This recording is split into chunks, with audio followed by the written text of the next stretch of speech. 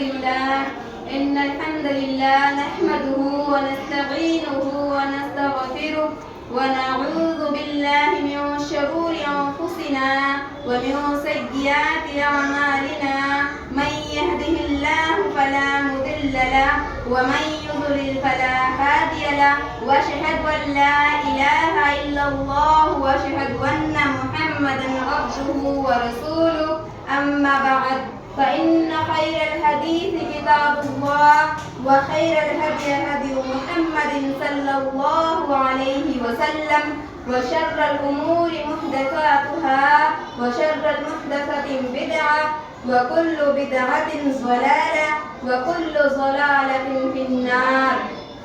سميع العليم من الشيطان الرجيم. بسم الله الرحمن الرحيم. ويل لكل همزة لمزة. اللهم صل على محمد وعلى آل محمد كما صليت على إبراهيم وعلى آل إبراهيم إنك حميد مجيد. اللهم بارك على محمد وعلى آل محمد كما باركت على إبراهيم وعلى آل إبراهيم إنك حميد مجيد. اللهم رب زدني علما. اللهم رب زدني علما. اللهم رب زدني علما. محترم اساتذہ کرام اور میرے دینی بھائیوں اور بہنوں، السلام علیکم ورحمۃ اللہ وبرکاتہ۔ آج مدرسہ تعلیم القرآن السلفیہ کی طرف سے ہفتہ واری انجمن میں میری تقریر کا موضوع ہے زبان کی حفاظت۔ میری پیاری بہنوں اور بھائیوں، زبان ہمارے جسم کا ایک ایسا حصہ ہے جو دیکھنے میں تو بہت ہی چھوٹا معلوم ہوتا ہے، لیکن اسی زبان کی وجہ سے انسان کامیابی سے بھی دوچار ہو سکتا ہے۔ اسی زبان کی وجہ سے بکھرے رشتے جڑ جاتے ہیں اور اسی زبان کی وجہ سے جڑے ہوئے رشتے بکھر جاتے ہیں۔ اسی زبان کی وجہ سے آباد گھر ویران ہو جاتے ہیں اور ویران گھر آباد ہو جاتے ہیں۔ میری پیاری بہنوں، آج کل بڑے ہی افسوس کی بات ہے کہ جس طرح اللہ تعالیٰ نے زبان کی حفاظت پر بڑا زور دیا گیا ہے، ہم عورتوں میں اتنی ہی زیادہ لاپرواہی اور غفلت ہے۔ قرآن مجید میں اللہ تعالیٰ فرماتا ہے وَيْلٌ لِكُلِّ هُمَزَةٍ لُمَزَةٍ، کہ اتنا ہی نہیں کہ زبان کو نجات سے تعبیر کیا گیا ہے۔ ایک حدیث میں آتا ہے کہ نبی کریم صلی اللہ علیہ وسلم کے پاس ایک صحابی آ کر عرض کرتے ہیں کہ اللہ کے رسول، نجات حاصل کرنے کا کیا نسخہ ہے؟ تو آپ صلی اللہ علیہ وسلم نے انہیں ایک نسخہ بتلایا، یعنی ایک طریقہ بتلایا کہ اپنی زبان کو قابو میں رکھو، اسی میں تمہاری نجات ہے۔ اور ایک دوسری حدیث میں یہ بھی آتا ہے کہ نبی کریم صلی اللہ علیہ وسلم نے اس شخص کے لیے جنت کی ضمانت دی ہے جو اپنی زبان اور شرمگاہ کی حفاظت دے، اس کے لیے جنت کی ضمانت خود اللہ رب العالمین کے رسول صلی اللہ علیہ وسلم نے لی ہے۔ میری پیاری بہنوں، یہ بڑے ہی افسوس کی بات ہے کہ جس طرح زبان کی حفاظت کی تاکید ہماری شریعت میں کی گئی ہے، ہم عورتوں میں اتنی ہی زیادہ لاپرواہی اور غفلت ہے۔ سب سے زیادہ الزام تراشی، چغل خوری اور غیبت میں ہم عورتوں کا نام بھی آگے آتا ہے۔ ایک مرتبہ نبی کریم صلی اللہ علیہ وسلم نے عورتوں کے درمیان میں فرمایا کہ میں نے جہنم میں عورتوں کو سب سے زیادہ دیکھا ہے۔ تو ایک عورت پوچھ بیٹھی کہ اللہ کے رسول ایسا کیوں؟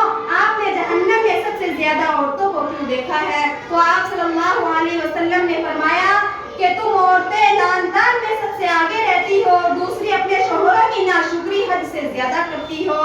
میری پیاری بہنوں، غور کیجیے، آج ہم عورتوں کی کوئی ایسی مجلس نہیں ہوتی کہ جہاں دو چار عورتیں اکٹھی ہو اور کسی کی برائی نہ کی ہو اور کسی کی الزام تراشی نہ کی گئی ہو، کسی کی غیبت نہ ہو، کسی کی چغلی نہ ہو۔ آج کل ہم عورتوں میں یہ عادت ہر عورت میں خاص ہو گئی ہے۔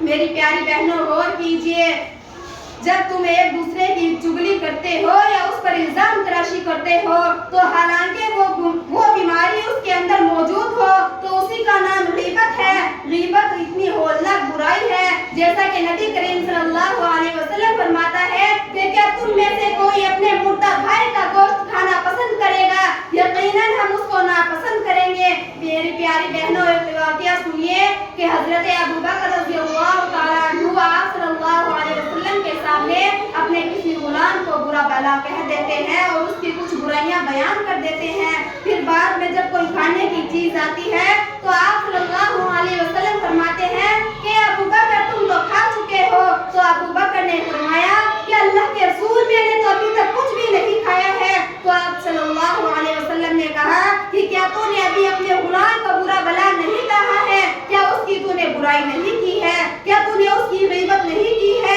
غیبت ہی اپنے مردہ بھائی کا گوشت کھانا ہے. میری پیاری بہنوں، ایک اور بیماری ہے جو جھوٹ بولنا آج کل ہر انسان کی عادت ہے. آپ صلی اللہ علیہ وسلم سے کسی نے پوچھا کہ اللہ کے رسول کیا مومن بخیل ہو سکتا ہے؟ تو آپ صلی اللہ علیہ وسلم نے کہا یقیناً مومن بخیل ہو سکتا ہے. پھر دوسری بار آپ صلی اللہ علیہ وسلم سے پوچھا گیا کہ کیا مومن بزدل ہو سکتا ہے؟ تو آپ صلی اللہ علیہ وسلم نے فرمایا یقیناً مومن بزدل بھی ہو سکتا ہے. پھر تیسری مرتبہ آپ صلی اللہ علیہ وسلم سے پوچھا کہ اللہ کے رسول کیا مومن جھوٹا ہو سکتا ہے؟ تو آپ صلی اللہ علیہ وسلم نے کہا ہرگز نہیں مومن جھوٹا نہیں ہو سکتا ہے. میری پیاری بہنوں، سوچئے ذرا غور کیجئے کہ جس رسول کا ایسا عالم تھا کہ انہوں نے نبی ہونے سے پہلے اور نبی ہونے کے بعد بھی کبھی کوئی جھوٹ نہیں بولا. آپ صلی اللہ علیہ وسلم نے جھوٹ بولنے والے کو جہنم کا راستہ دکھلایا ہے. میری پیاری بہنوں اور بھائیوں، افسوس کی بات ہے کہ آج ہم ہر ایک بات پر جھوٹ بولتے ہیں کہ یہ میں نے نہیں کیا، یہ ہم نے نہیں کیا. ہر ایک